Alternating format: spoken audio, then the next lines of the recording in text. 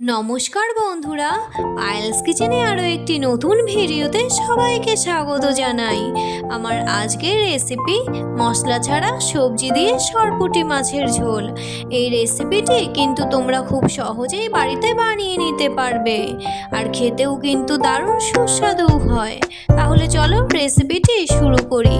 প্রথমে আলু, বেগুন, সিম আর ফুলকপি আমি কেটে নিয়েছি।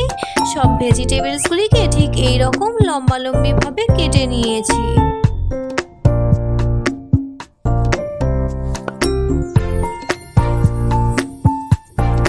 এখন ফুলকপিগুলিকে একটু ভাপিয়ে নিচ্ছি। পরিষ্কার করে ধুয়ে রাখা সরপুঁটি মাছগুলিতে অল্প একটু নুন আর হলুদ দিয়ে মেখে নিচ্ছি।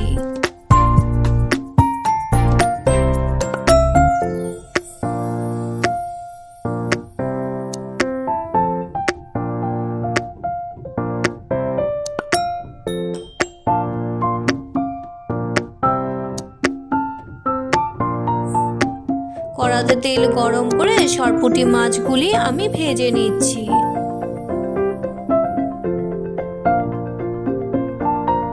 মাছের একদিক হয়ে গেলে মাছগুলিকে উল্টে পাল্টে ভেজে নিচ্ছি।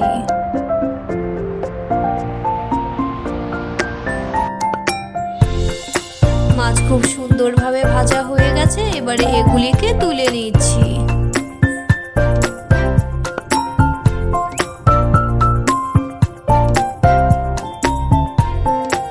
এভাবে বাকি মাছগুলো ভেজে নিচ্ছি।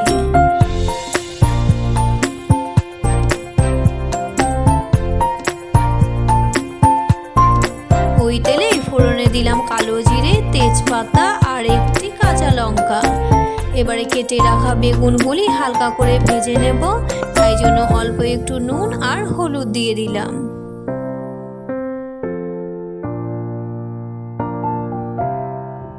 বেগুনগুলিকে হালকা করে ভেজে নিয়ে তুলে নিচ্ছি।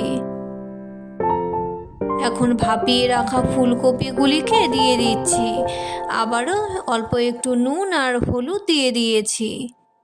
ফুলকপিগুলিকেও ঠিক বেগুনের মতো হালকা করে ভেজে নিয়ে তুলে রাখছি।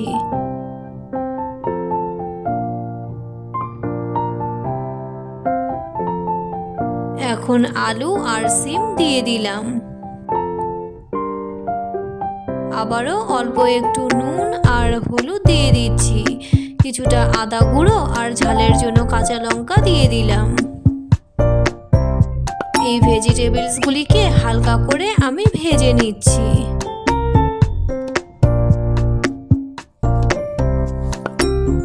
সবজিগুলি হালকা ভাজা হয়ে গেলে ঝোলের জন্য পর্যাপ্ত পরিমাণে জল দিয়ে ভেজে রাখা ফুলকপিগুলি দিয়ে দিলাম।